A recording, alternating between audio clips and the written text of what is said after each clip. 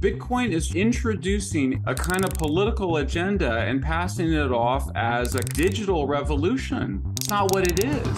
Bitcoin is the only asset that is not subject to other organizations, governments, or other individuals who can then come in and unilaterally confiscate it. If we go to war with China, I don't care where you're going to move to in the world, they're going to grab your ass and make you fight for America. That's going to include grabbing all your Bitcoin.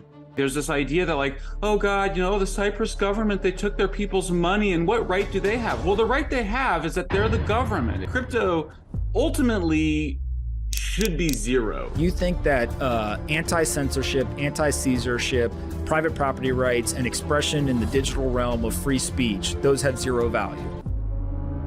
Well, all right, guys, super excited. I've got Michael Shellenberger here with me. Michael, you tweeted out and said, hey, I want to come on and talk about Bitcoin and cryptocurrencies with people within the industry. And I thought a great place to start would maybe just be like, what is your current understanding, maybe positive or negative, about Bitcoin and cryptocurrencies?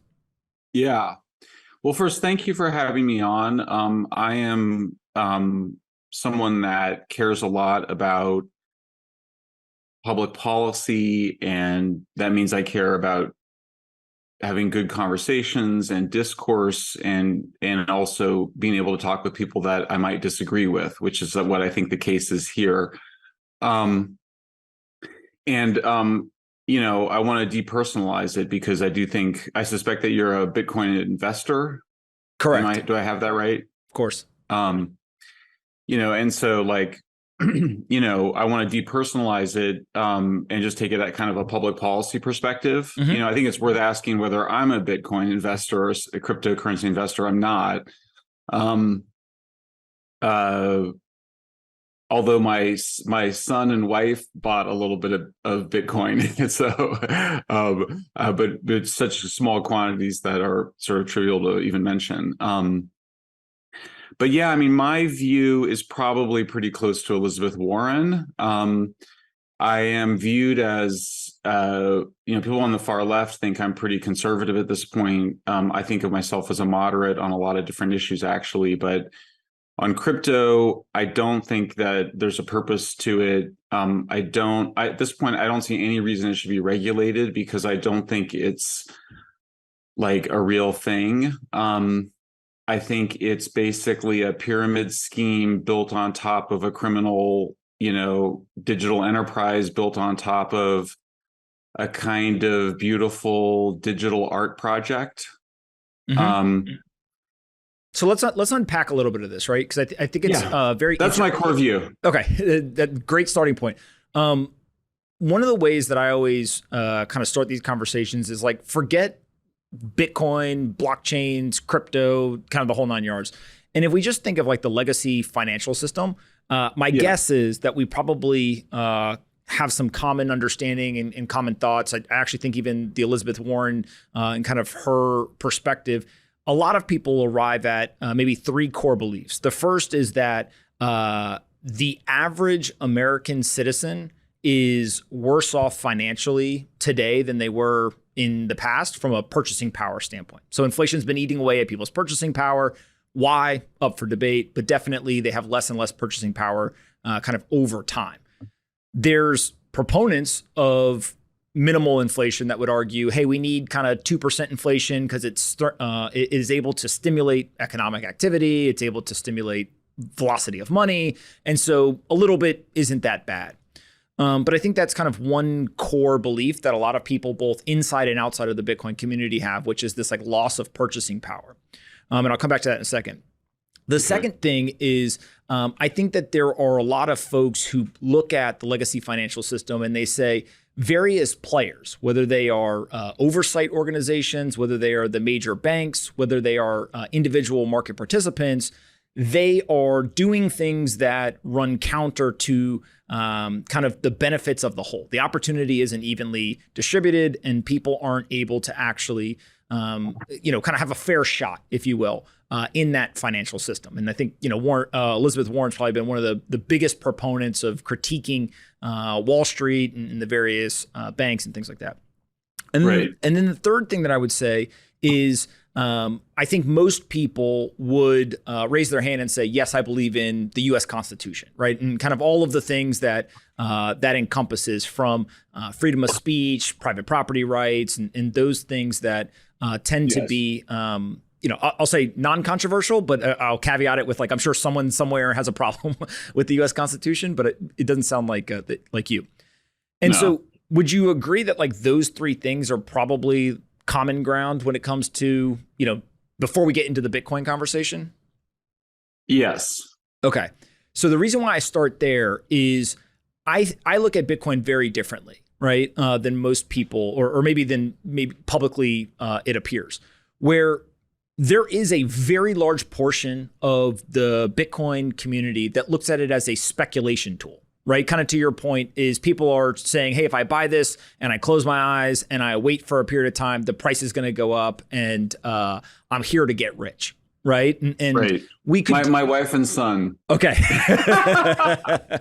and look, if I'm really honest, I think that to some degree, like, that speculation component is true in all financial assets, right? There's even people who buy their home and they're like, look, I need a place to live, but also I'm buying this one because I think it's going to go up in value. Right. So there's definitely— You're talking to me right there. Okay. Yeah, so 100%, there's a bunch of people who I think are buying Bitcoin and don't even understand really what it is. They just think they can get rich quick. Right. Well, yeah. Or more generously, you just think it's a valuable asset. I mean, if I'm being nicer to, I've teased them because of course they lost money. But it's more like, some people view it as a get rich quick thing. Some people may view it as like a long-term asset to hold, like gold, which I suspect is your view. But there's other people like me who just think it's a digital art project with an easy way to money launder built on top of it, with a pyramid scheme built on top of that. So I think that, I appreciate starting with some core values, which I totally share with you. I'm sure you and I share a lot of core values. I think there's an ideological agenda here too, which is basically anti-statist. And I know this because someone who I have a lot of respect for, Balaji, am I saying the last name right? Srinivasan. Correct. And as soon as we met, we started arguing about cryptocurrencies. Balaji wasted no time. He just gets right into the debate. I mean, I'm not a PhD in libertarianism, but I feel like I have a pretty solid bachelor's in it. And know some of the ways in which it's different from classical liberalism and from libertarianism, but I mean, from like Randianism, but I think that there's a kind of I think there's a sort of, it's not a values difference, because I think we all value public safety and freedom and democracy. There's still a kind of, I think there's a libertarian fantasy that is tied up with seasteading, that's tied up with a kind of idea of getting away from the nation state, that I think is absurd, because I think it doesn't deal with Hobbes. It doesn't deal with just the reality of the human animal and the ways in which that it's just the strong preying on the weak, unless there is a centralized state to protect the vulnerable.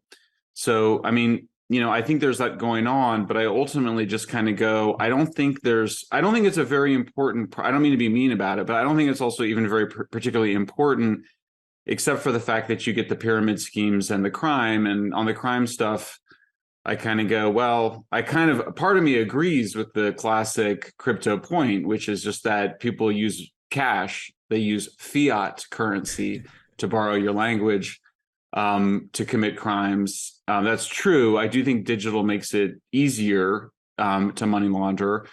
And then there's the pyramid schemes. So in some ways I go, the real question for public policy is just whether it should be regulated. And now, having spent some amount of time looking at it, and I wrote 2 pieces, both of which I think are very accurate and got at the issue around SBF and FTX. You sort of saw somebody who was very close to getting regulations that would have helped him. Yeah. And so I am skeptical of regulating it, in part because I don't think that what is called cryptocurrency is a currency. I think there's only national currencies or what you would call fiat currencies. I think everything else is sort of seasteading libertarian bullshit with kind of mafia criminal money laundering built on top of it and pyramid schemes built on top of that. And the only real public policy issue is just to warn people, that this is going on. There's not much. Otherwise, I think you're just otherwise, I don't think there's like a regulatory agenda. I just mostly kind of think it has to be kind of denounced. So that's where I kind of come out. Okay, so let's kind of dig a little deeper on this. The reason why I start with kind of the common ground on those three beliefs is that my personal belief, and I can't speak to anybody else, but my personal belief is that Bitcoin specifically, if you take Bitcoin away from all of the other cryptocurrencies, which I would actually agree with you, many of them are not currencies, they are Ponzi schemes and all kinds of crazy nonsense, whatever, right? We're talking about something that is, by almost every single person who looks at it, Bitcoin is decentralized, right? Meaning that there is no one person that controls it. There is no one person who can make unilateral changes. It's very different than kind of these centralized either currencies or organizations. Bitcoin actually embodies and codifies the American ideals better than any technology in the world. And I'll give you kind of two examples. The first is when I talked about free speech and the ability to kind of have the protection of the US Constitution. In the financial system today, you do not have free speech, right? There are many court cases that prove that software is free speech and all this stuff. And again, there is reasons why people will argue you shouldn't have the free speech. You shouldn't be able to do what you want with your money, whatever. But I think that Bitcoin ultimately says, although you may be sympathetic to a government or not, anyone in the world is able to send economic value to anyone else without asking permission of a third party. Now, in the United States, actually, I would argue we've been pretty damn good about protecting people's free speech and allowing them to conduct economic transactions as long as we didn't deem them to be financing terrorists or money laundering or kind of breaking the rules, right? For the most part, you or I can go to the ATM, we can get money out, we can go and buy stuff, we can swipe our credit card, we can send money to people around the world, and we kind of go about our day. Other people around the world, in fact, hundreds of millions, if not billions of people can't do that. And sometimes that's because their governments are kind of oppressive. Sometimes that's because there are companies that are doing things that, either take value from them, stop them, whatever. Or it could actually be because their currency is inflating so quickly. If you look at somewhere like a Turkey, a Zimbabwe, a Venezuela, whatever, where literally the prices are changing in the store on an hour-to-hour basis, right? And so it just makes it nearly impossible to be able to express your economic view if literally the prices change on a day-to-day basis. So I think that's like one piece of this Bitcoin story is the ability to take the ideal of free speech and codify it in a piece of technology and then hand it to anyone in the world with an internet connection, right? The accessibility of this is a kind of a key component. The second thing is this idea of private property rights. So if I was to ask you, what property do you own? You would tell me a list of all the assets that you kind of have on what would be the equivalent of your personal balance sheet. You say, hey, I maybe have a house, I've got some stocks, I've got some cash, I've got, whatever other kind of assets you own.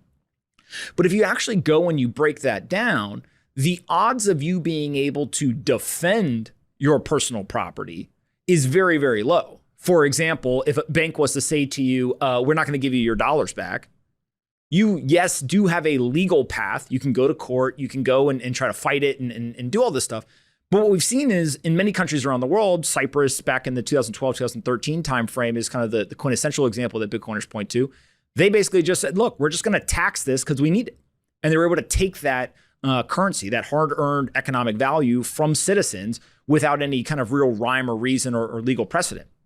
And so if you then were to go and say, well, let me look at my house, for example, there are people who lose their homes every single day. And sometimes that is because of actions of their own. Sometimes that is actions of other organizations. And sometimes there's things like eminent domain, where literally pieces of their personal property are then confiscated by the government. And I don't think that this is so much a anti-government view, which again, there are definitely people in every community, right? There's literally people on both sides of the aisle who think the government is bad or whatever. But I do think that this is very much an individual rights story. And if there's one thing that we've seen over time in this digital era, it's that individual rights are being decreased rather than increased. And sometimes there is a strong argument for why that's happening, kind of the greater good and kind of all of those different points. But when it comes to your ability to have freedom of speech and express your views without being inhibited by governments, organizations, or other individuals, and then also the ability to own and defend your own personal property. I would argue that in the digital realm, Bitcoin is the only asset where you actually have ownership of an asset that is not subject to other organizations, governments, or other individuals who can then come in and unilaterally confiscate it without your kind of agreement. Yeah, but I mean, just okay. Well, let's take. I heard two arguments there. One is Bitcoin is more secure than other forms of wealth. And that's in part because governments can confiscate it. And you gave the example of Cyprus.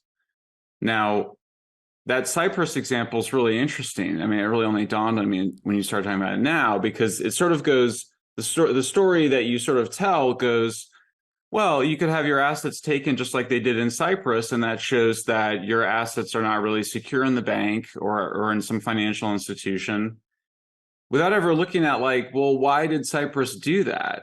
And Cyprus did that because, of course, they wanted to avoid a financial crisis. So avoiding financial crises is like avoiding catastrophe. I mean, it's like avoiding a hurricane or avoiding, the collapse of what just occurred in Sri Lanka, So the story that gets should individuals have their hard-earned wealth confiscated to pay for the sins of their government or their central bank? Well, I think there's a very that's a kind of values question. Before you get to it, there's a more interesting, I think, practical question, which is, I come from a long line of pacifists, and some members of my extended family, and certainly the members of my family in the past, would say, wait, why should I have to go and die and fight and kill in a war that I did not create? Why am I responsible either for going to some other country to fight or having to defend my own country physically? I didn't sign up for that.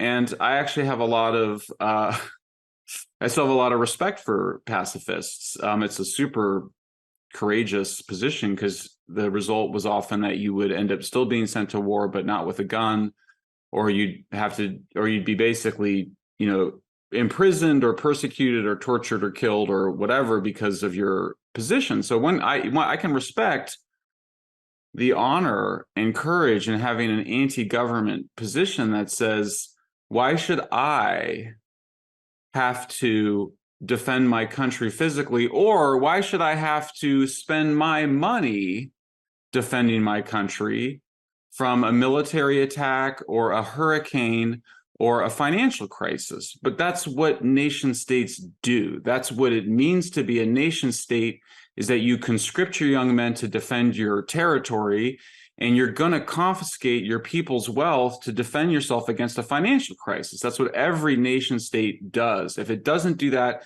it's not a nation state. So so the whole Cyprus example, and it's preying on a kind of ignorance of people, because it makes it sound like the Cyprus government was just whatever, as opposed to like, no, actually, there's a whole context there of why the Cyprus government did that. Now, in terms of the security of Bitcoin, I mean, I find the other thing as a newcomer to this space sort of shocked that whole rap that you just gave never mentions the fact that that dude lost $127 million of Bitcoin because he left it in his car. I mean, yeah, but that's Bitcoin like Bitcoin is as secure as gold. No, but that's like saying, I always think of the security of an asset as the further away from the spigot, the less secure it becomes. So I'll use dollars as an example, then I'll use Bitcoin. The dollars and answer the Cyprus example while you're at it. Yeah. So the dollars that are created, Treasury, Federal Reserve, like the Treasury's never been infiltrated, hacked, robbed, anything like that. Now, when the dollars leave and they go in a physical truck and they're driven somewhere, there's plenty of armored trucks that have been robbed. When it sits in a bank, there's plenty of banks that have been robbed, right? And then if you have the dollars in your wallet or your pocket and you walk down the street and someone hits you over the head with a wrench, they take the money from you as well. So the further you get away from kind of the creation point of the currency, the less secure it becomes. So that's dollars. With Bitcoin, same thing. The Bitcoin blockchain, where the actual Bitcoin is held in terms of this public ledger, that is not ever been hacked before. Now, if you go and you put your Bitcoin on a physical hardware wallet and then you leave the hardware wallet on the counter at McDonald's, right, or you leave it in your car and someone robs your car, then yes, of course. But that's the same thing as if you left the $5, sitting in your cup holder and you left your car unlocked, right? So the further you get away. On that. Let me pause on that one. Because if I lose my, because of course the big case for Bitcoin and other, digital assets is that they are more secure, for example, than having your money in a bank. Mm-hmm. But the only example that you have is Cyprus, and I'll let you get to that because I interrupted. But the other example is the credit card. Well, I mean, if I leave my credit card at the supermarket or at the airport, and of course I've done that many times, as most of us have, and somebody picks it up, this has actually never happened, but if somebody picks it up and they start spending on it, the credit card company will actually, at this point, I believe, they do not hold me accountable for it, especially if I call right away and I'm like, I lost my credit card. They're like, they put an end to it, whatever. That's a much more secure digital asset. So in that case, given that like a credit card versus a hard drive with Bitcoin or some other digital asset on it, clearly the credit card is more secure, but it's and not. then you're left with Cyprus. But it's not, because the credit card's not an asset, right? The credit card is you're spending someone else's money and they're just saying you don't have to pay us back, but it's not actually more secure. Whereas with Bitcoin, the bank account. Yeah. So with Bitcoin, if let's say I put it on a hardware wallet and I leave it in my car and you take the hardware wallet, you have the hardware wallet, but you don't have my Bitcoin because you still need the private key, right? And if I just have the private key in my head, then I still own that Bitcoin. Unless you have the private key, you don't have the Bitcoin, right? Anthony, that might be fine, but I think the point is that like my assets in my bank account are really freaking secure. They're more secure than Bitcoin. They're more secure than cash. They're more secure than gold. Like there's no real, now both sets of my parents have been scammed recently. Mm-hmm. And it was like annoying, but like they didn't like lose like a significant sum of money. And when that happens, usually there's some sort of lawsuit or some sort of reconciliation. The bottom line is that our assets are more secure than they've ever been at a physical and technical and monetary level in human history. So Bitcoin neither Bitcoin nor any digital asset system offers greater security outside of some, frankly, outlandish political scenario like Cyprus, which I want to give you a chance to answer to, and which is even a case where it's like, just to turn it all back on, like if Bitcoin were actually really worth something, the Cyprus government would find a way to take that too, because that's what nation states do. They will just take your assets if they need them to defend the nation state. So I mean, let me pause and let you answer the Cyprus question. So during the 2008-2009 global financial crisis, did any banks go bankrupt? Yes, right. If your bank went bankrupt and you had more than $250,000 in an account, there's no insurance, and people lost money, and so they put their money into an FDIC insured bank account, and even though it was FDIC insured, the bank failure ended up losing the money. So yes, on the wait, I'm not even sure I'm understanding. Like, if you had your money in an FDIC insured account during the 2008-2009 financial crisis, you did not lose your money. No, that's not true. If you had more than $250,000 in one account, you lost, and the bank went bankrupt.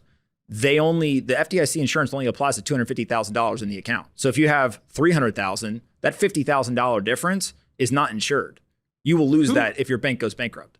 And how much was lost? Okay, well, I'm being educated then. So in 2008, 2009, how many consumers lost how much money from bank failures? That's a great question. I don't know what that answer is, but it would be interesting to find out. And I think what we could probably find out is 2008, like a number of bank bankruptcies. We'll do a little Google sleuthing while we're going. So there was 25 bank failures in 2008, according to FDIC.gov. And I'm sure each one of them, frankly, has a whole bunch of different details. But when you look at the total assets of those banks in 2008, I'm looking at bank failures in brief. There was $373 billion that were in those banks that failed during of the bank failures in 2007, 2008. So again, that doesn't mean that everyone lost all the money. If all $373 billion was in FDIC insured accounts with less than 250 grand, then would have all been protected. So I don't know what the number or difference is. But the point is that in 2008, there was 25 bank failures. In 2009, there was 140 bank failures. And in 2010, there was 157 bank failures in the United States. And so again, go ahead. I was going to say, I think that there's probably a power law, right? JP Morgan has, way more assets in them than obviously some small bank. And you can imagine credit unions and kind of all these smaller organizations. But I think it goes back to this Cyprus example, which is, if you have more than $250,000 in an account and FDIC isn't covering the additional amount, to some degree, you made a mistake, right? It's your fault. Whether you think you made the mistake or not, there's a personal responsibility. You took your money, you put it into a bank, you thought it was safe. The bank ended up not being safe. It's not your fault that the bank failed, but you made the decision to put the money in and you chose an organization that ended up ultimately failing. The government provides that $250,000 FDIC insurance as kind of a safety net, and you put more money in there than kind of protected. And so again, personal responsibility, that's your fault. I think the example in Cyprus, which is you didn't choose an organization that failed. It's not the banks that failed, right? It was actually the government and they needed the revenue. Yeah. And so they were confiscating it. Now, to your point, I understand very much the pacifist view. I don't know if you know this. I was actually in the U.S. Army. I deployed overseas. There's a whole bunch of stuff we could unpack in terms of people's perspective on war and all of these things and many of the misconceptions. And probably we see more eye to eye than you would think. But in the United States, we have a voluntary military force. And I actually think that if there was some massive financial calamity and we went out to the citizens and we said, hey, there is $1 billion shortfall. Use a relatively small number for finance. And we need $1 billion donated in order to keep the US financial system up. I think a lot of people would say, hey, you know what? I'll throw them $20, right? I'll throw in $100. Like, I don't want bad things to happen. But when it becomes less about the individual's choice, just as it's a volunteer military force or a voluntary kind of propping up of their own economy, and it becomes we are going to use a monopoly on violence and power in order to confiscate your wealth. And in the United States, what would be a violation of the US Constitution, that's where I think people say, hold on a second here. Why would we ever put ourselves in a position to allow people to do that? And the one last thing I'll say on this, and then I'd love for you to respond, is I actually agree with you. This is like a 0.00001% chance of happening in the United States. Like, the United States, in my opinion, is the greatest country in the world. If you could pick anywhere in the world, you'd want to live in the United States. We have democratic political system. We've got a capitalistic society. We tend to have the most free society when it comes to a whole bunch of different things around speech and all this. So it's not me predicting it happening. I'm just saying that Bitcoin affords certain things when it comes to security and the anti-confiscation or the anti-censorship that other currencies don't allow. There's no other currency in the world that would allow you to hold it. And if for whatever reason someone wanted to confiscate it, allow you to not let them do that. Yeah. Well, so just to finish the Cyprus issue, my point is much simpler, which is that if the United States or Cyprus were being invaded, it wouldn't be a voluntary military force to repel the invaders. Similarly, when you're under a financial crisis, which is what they were under, or if we were, of course, the government would seize people's assets. Like, that's what happens. And you can kind of go, well, that's not fair or whatever. But you live in a nation state. The government is not like another corporation. Like, the government is responsible for protecting us from external harm. That's Hobbes. And like, there's a sort of sense I get from when I hear people talk about this that kind of goes, well, what right does the Cyprus government have to take my money in a financial crisis? It's like, you are a citizen of the nation state of Cyprus, and when they're having a financial crisis, they're going to use the assets that they have available to protect their nation state. They're not going to become a ward of whatever. They're not going to be invaded by another country, and they're not going to let their currency collapse. So, but Cyprus was hired. Cyprus was hired by the citizens, right? In the United States, I, as a citizen, I am paying for the government. I'm paying for the local government. I'm paying for the state government. I'm paying for the national government. Hiring is not the correct word. Well, of course it is, because I hired the state of New York. No, right? Because hiring is optional. Hiring is something that an employer hiring, like, you're paying your taxes. Well, that's not the same thing as hiring somebody. But here's a good way, and I think maybe this is a difference of perspective. I hired the state of New York when I lived there, and they provided me services. And when I chose that I didn't think I was getting my money's worth, I voluntarily hired a different state government, and I moved to Florida. Right? You're just using like inappropriate language from the private sector to describe your obligations to the nation state. But it's inappropriate because they're not the same. But see, this is a difference. My obligations to the nation state is the government is here to represent the people. The people are not here to serve the government. There are hundreds of thousands of people who fired California and New York in the last 24 months, and they hired Texas and Florida, to the point where they literally lost political seats because people said, I am paying money and the services that I am getting do not fulfill what my needs or desires are. And so I think this is like one of the big things here is it's personal choice. Like, you can vote with your dollars and you can vote with your feet. And what we saw over the last 24 months is usually just domestically. I don't think actually there was one talk track of people who were going to like repeal their citizenship. They were going to move to some crazy country somewhere around the world. I actually don't buy that. I don't think people are going to do that. I think the U.S. passport and U.S. citizenship is kind of the light on the shining hill. Right? Everyone wants to become a U.S. citizen for the most part. Yes, there are some people who say no, but there's a lot of people who want to become U.S. citizens. But I 100% think that if a government is not fulfilling the needs and wants and desires of citizens, they will move, they will take their dollars elsewhere, and they will fire, right? Again, when we go to the ballot box, if you're an incumbent and you don't get reelected, you got fired by the people. Yeah, but you're using inappropriate language from the world of capitalism to describe the relationship between citizens and their government. But we have a capitalistic society. There's a reason why we don't mix those two languages, because it's inaccurate and misleading. If you want to live somewhere, you're almost certainly going to pay taxes, and it's not optional. Whereas it is optional about whether you hire somebody. And you're just using confusing language when you describe the process of electing new governments, throwing out old politicians. But isn't that hiring and firing? Fine language for that. But aren't we hiring new politicians and firing old politicians? Like, they have a job. I think the fact that you want to kind of die on that hill of using inappropriate market language to describe politics and democracy and governance doesn't help your case, because it suggests that there's a kind of hardcore libertarianism there. Look, man, if we go to war with China, I don't care where the fuck you're going to move to in the world. Like, the US government is going to find some way to, like, if you have some ability to serve in that war, they're going to grab your ass and make you fight for America. And similarly, that's going to include grabbing all your Bitcoin and that's just what it would be to be at war. And you know that as well as anybody because you served in the military.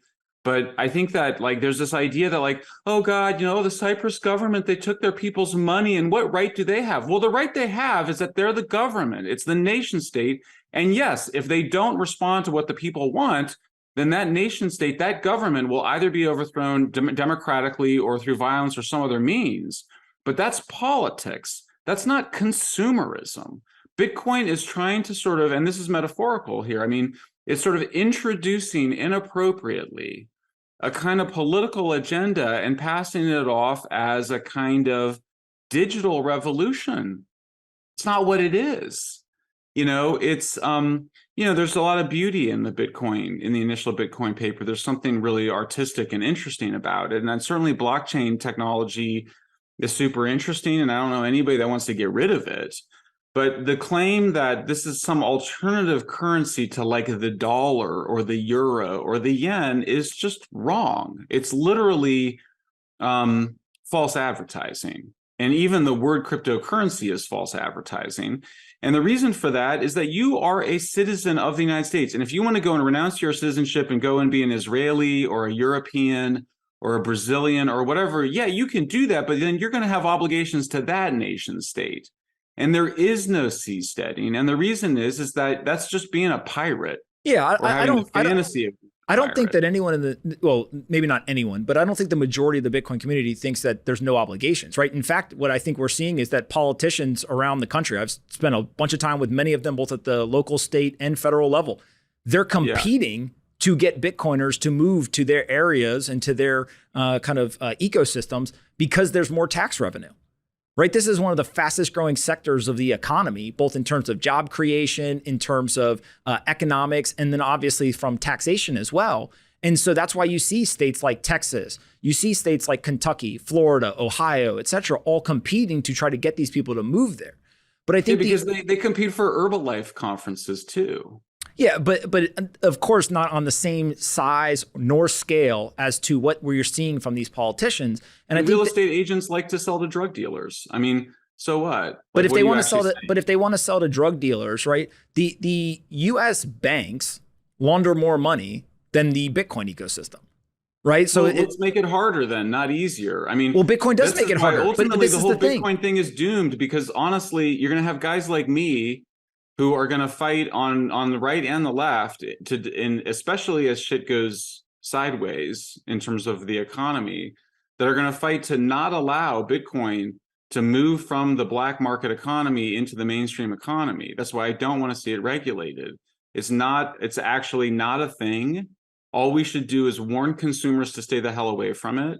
It is part of a radical political agenda that the vast majority of people are not on board with because we actually prefer to have functioning nation states that have, but that's not true. Militaries that protect us. The White House disagrees that we can defend it, and so the White House disagrees. Though 14% of U.S. citizens, according to the White House, own this asset.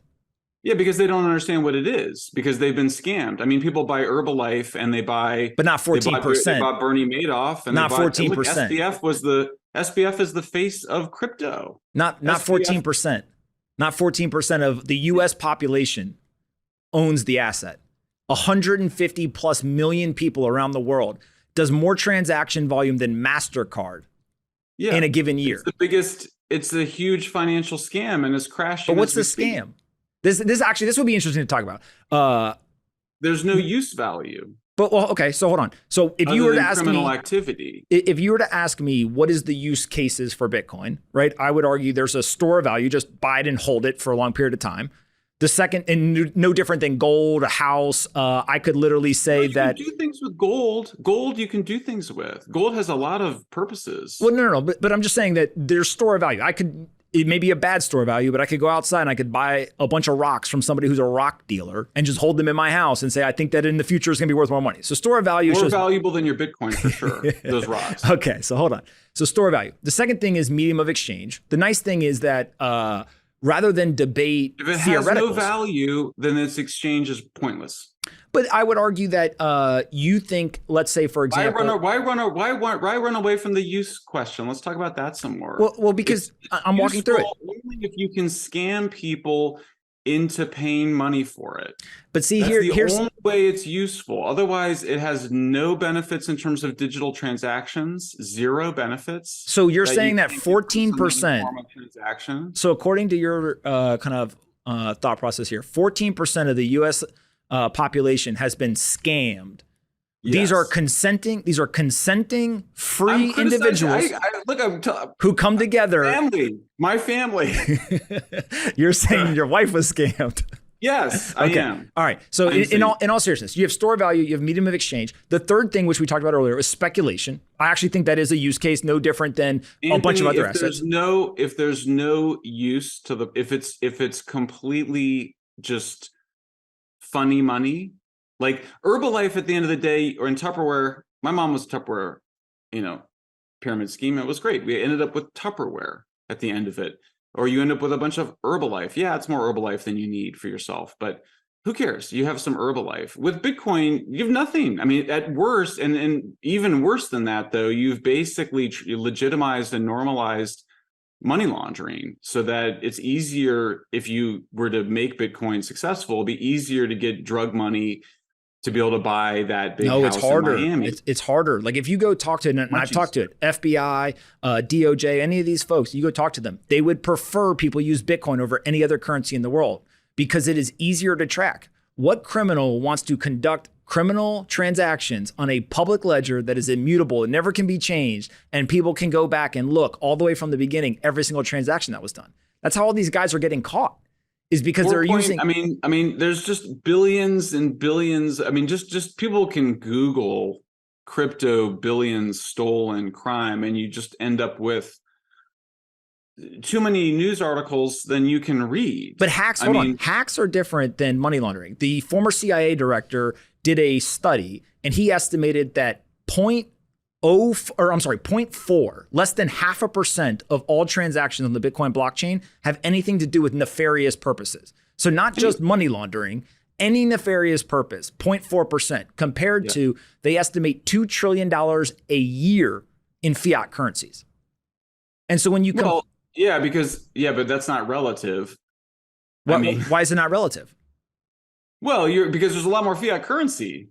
Okay, but how much more fiat currency? There's $80 trillion. Anthony, there is no utility to this thing. Okay, would you argue that there is utility if you buy your house and you live in it? There's utility from living in it, but also a use case of buying your house is the belief that it's going to go up in value. So if I buy Bitcoin and I just hold it. But you can't then go get rid of the house part of that story and then go, well, because it's also a speculative asset. Of course I can. Things that are only speculative assets. Tulips had value. Herbalife has value. Tupperware has value.